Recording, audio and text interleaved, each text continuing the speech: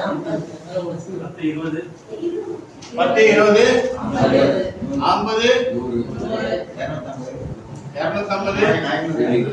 500, 1000, 10,000. சரி, என்கிட்ட பணம் இருக்குது, நான் ஸ்ட்ரெயிட்டா 10வது ஸ்லாட் டாப் அப் பண்ண முடியுமா? 10வது ஸ்லாட்ல உள்ள வர முடியுமா?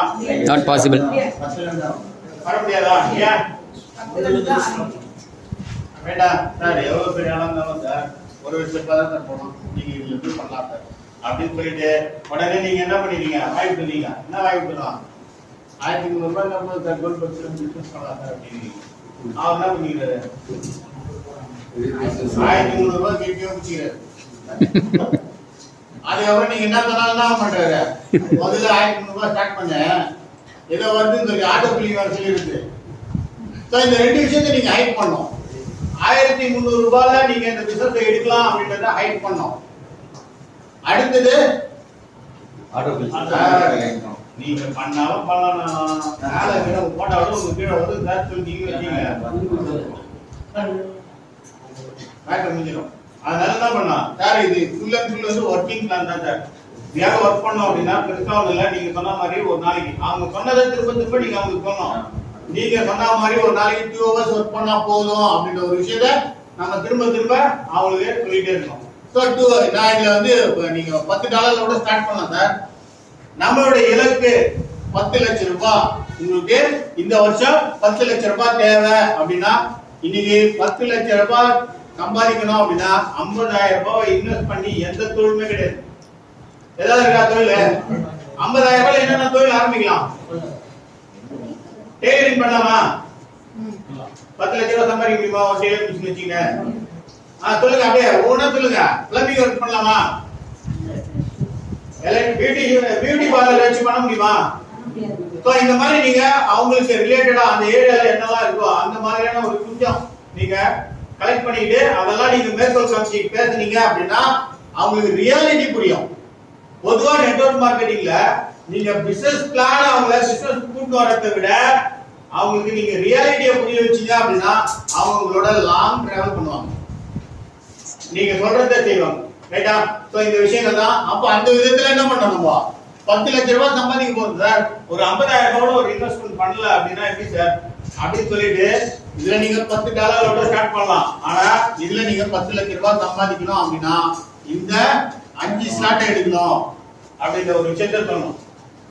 சோ இது இந்த 10 இது எடுத்தோம், இந்த 5 ஸ்லாட் எடுக்கிறோம். 5 ஸ்லாட் எடுக்கும் போது நமக்கு 3 டைப்ஸ் ஆஃப் இன்கம் வருமா? 3 டைப் ஆஃப் இன்கம் வருமா சார்? வருமா வராதா? வருமா? 2% லெவல் இன்கம் வரும். சார் டைரக்ட் ரெஃபரல் இன்கம் எவ்வளவு வரும்? 30%. 10%. நல்லா கவனிச்சீங்க. நீங்க சொல்லக்கூடிய வார்த்தைகளை உங்களுக்கு தெளிவுக்கணும் ஃபர்ஸ்ட். சோ நீங்க மறந்து கூட என்ன பண்ண கூடாது, 10% சொல்லக்கூடாது, 40% சொல்லக்கூடாது. ஸோ டைரக்ட் ரெஃபரல் இன்கம் அப்படின்னா அநேகமான அவங்களால ஃபுல்லா எழுத முடியலன்னா டைரக்ட் ரெஃபரல் இன்கம் டிஆர்ஐ அப்படின்னு போட்டுக்கலாம். ஸோ இதை ஏன் எழுதி காமிக்கணும்? அதான் ஏன் எழுதி காமிக்கணும்? அப்படியே சொன்னாங்க. ஏன் நான் ஒரு பேப்பர்ல எழுதுறது? நீங்க ஏன் எழுதி காமிக்கணும் அப்படின்னா எழுதி நீங்க ஃபுல்லா எக்ஸ்பிளைன் பண்ணிட்டு நீங்க இந்த பிசினஸ் அவங்க கிட்ட இருந்து முடிச்சிட்டு வரும்போது அந்த பேப்பர் அவங்க கிட்ட கொடுத்துட்டு வரணும். கொடுத்துட்டு வந்தா என்ன பண்ணுவாரு அவரு? அதுக்கப்புறமா தான் அவருக்கு 10 கேள்விகள் கேட்கலாம். இன்னொரு விஷயம், என்ன மாதிரி ஆளா இருந்தா என்ன பண்ணுவோம், நான் இண்டிவிஜுவல் முடிவு எடுக்க முடியாது. நம்ம என்ன பண்ணுவேன்? வீட்ல